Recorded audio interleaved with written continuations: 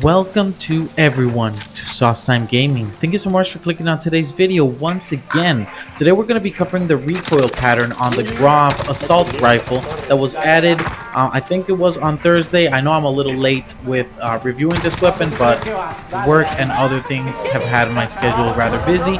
But I am here to give you the best recoil pattern for this weapon today, so we're going to check it out right now. So the recoil pattern for the Grav is actually very similar to the C58, and this is a pattern that happens in some weapons where the recoil pattern is just taken from another weapon and they sort of reverse it. I'll give you an example. The recoil pattern for the AK-47 for Cold War is actually an opposite version of the Modern Warfare AK-47's recoil pattern. So it's kind of an interesting thing if you didn't know. But as you can see, the recoil pattern it gives you about 5, maybe 4 to 5 bullets to the left, very aggressively I would say, and then it starts kicking to the right ever so slightly if you actually look at it. And I went ahead and tested it on the RK-730 round conversion mag, and it's just a more pronounced recoil pattern, but it's still the same thing, as well as for the Grav F45 round special mag. The recoil pattern remains the same for all of these. It's just a varying intensity of it depending on the mag size. Nice. Another example of a weapon that had sort of an opposite or a mirrored recoil pattern was actually the Bullfrog with the PP19 Bison.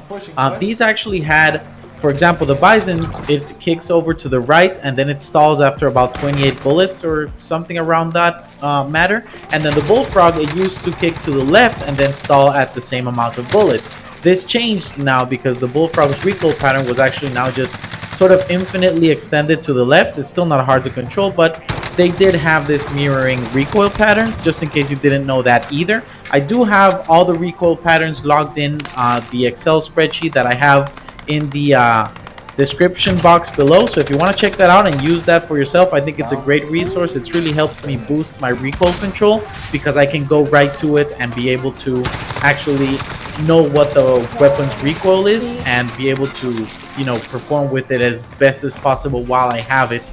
Either I pick it up from the ground or take it from someone I killed during a match, right? So just a little bit of an extra resource there that you can use. Again, it's in the description box below. Sorry.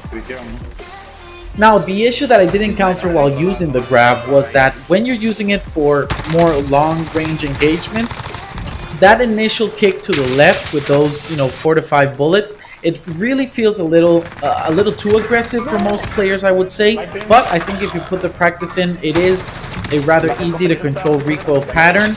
It does have some side-to-side bounce that I think makes it a little awkward, and I think it's going to make it way awkward for people that just don't put in the time to using it. But I think it is sort of viable. It is just a higher skill weapon, I want to say, for longer range engagements, because again, that recoil pattern at longer ranges feels a little unorthodox. Now, because we are talking about the long range setup for this weapon, there are a couple things I do when I test it, right? I test the recoil pattern with no attachments other than the biggest mag it has, just so I can see its complete recoil pattern. And then I add what are considered the meta attachments, right? Or the crutch attachments, I guess. The agency suppressor, I run the Axial Arms 3X just because a lot of people like it or prefer it over any other sight. But you can use whatever sight you want, and in a way you can use any magazine you want, but we'll talk about that. So I run the barrel, the 19.8 inch Ranger barrel, because it keeps the same bullet velocity for the weapon, and this is what normally people prefer when they are trying a weapon out, because they want the weapon to feel as hit scan as possible. So the only thing I change up here is I add an underbarrel, and I test the recoil patterns with different underbarrels. The first recoil you saw was with the foregrip, then I test the field agent grip, and then I do the SFOD speed grip to see which recoil pattern looks more comfortable to manage. Now, once I test the recoil pattern for the Ranger barrel, I move over to the Task Force barrel, which is the meta barrel, if you will, right? Because on paper, if you just look at the stats, it gives you the overall best control, best full bullet velocity, and the best damage range. Now, again, I'm looking for the best recoil pattern you can get, and then I'm looking for variety. So that's why I try these different barrels to see what can still be a viable setup, and you can still keep a good recoil pattern and good movement as well. But for the task force, I do the same thing. I test the barrel with the the underbarrel with it for the foregrip, the field agent grip, and then the SFOD speed grip, and I get the results that you're looking at right now. I log all these together, and at the end, I give you my opinion on which of these gave the best recoil pattern for those that put their time into it. Now, getting into the setup for the Grav. Again, this is the long-range setup for the weapon. We're going to be running the agency suppressor. Again, this is a given. You want to stay off of the minimap, and you want to get the best bullet velocity as well as recoil control and effective damage range as an extra bonus, right? In the barrel department, I would tread over the area of the task force barrel because the Ranger, although it keeps the same bullet velocity, I think that the recoil control that the task force barrel already gives you adds way more value than just, moving a little bit quicker with the weapon. If anything, you'll have to resort to using an SMG with it. Now, regarding the underbarrel, I did find that there are two scenarios for you.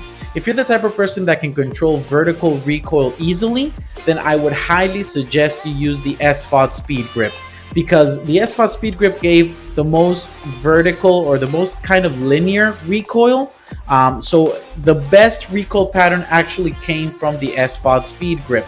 Now, if you feel that you would be struggling with the vertical part of how the weapon kicks, then I would advise you use the field agent grip.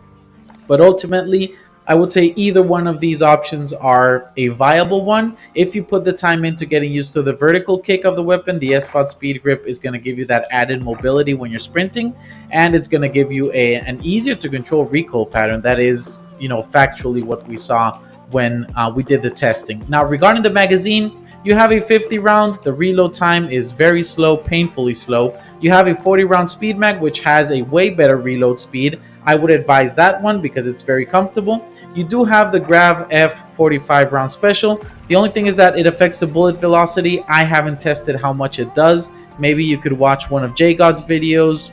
Hopefully it comes out with him testing how much the bullet velocity is affected by those bullets, but it has other benefits for maybe another type of setup, not a long range. And in the optic department, use whatever you feel more comfortable with. I do think that these 4 attachments that have already been added to the weapon are necessary.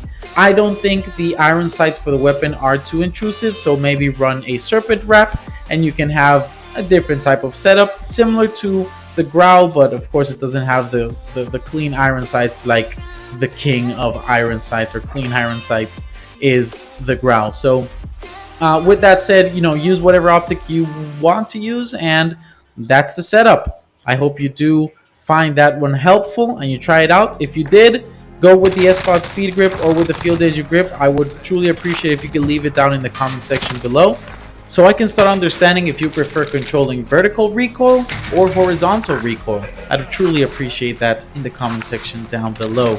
Now, this is going to conclude our review for the Grav's recoil long-range setup, or long-range setup for recoil control. I really hope you enjoyed today's information. I hope you found it helpful. I hope you go out and try these setups and you come back and let me know in the comment section if it was helpful for you in some way. And if you do check out the Excel spreadsheet in the description box, let me know as well if you have any feedback for that, if you found it helpful, if you were using it at all, because it did take me quite some time to prepare this document, and I am working on it as new weapons come out and as recoil patterns are updated. So I really hope you also add some time to checking it out, and it costs you nothing, so all you have to do is open it up and see if it adds value to your gameplay. So I want to thank you for clicking on today's video once again. I truly hope this adds some value to your enjoyment of this game, and I hope to see you in the next video. We'll see what's going to come up next. We had the STG added to Warzone and some other weapon as well from the Vanguard game that is going to be releasing very soon. So I can't be testing the recoil for that quite yet because the setup is predetermined and I can't really change any attachments, but be sure that I will be coming around to that, testing the recoil for it and adding it to the spreadsheet so it can be as helpful information for you all. If you did like today's content, I would appreciate you hit that like button below. If you did enjoy the value that it added, I hope that you subscribe to the channel. I'm trying to reach 50 subscribers at this point, so I'd really love to have you on, and I'm trying to add more and more value to every video I upload so you can enjoy the videos I am making as well. So I would truly appreciate your support, and I hope I can catch you in the next video. But until then, I want you to always remember, Sauceland Gaming.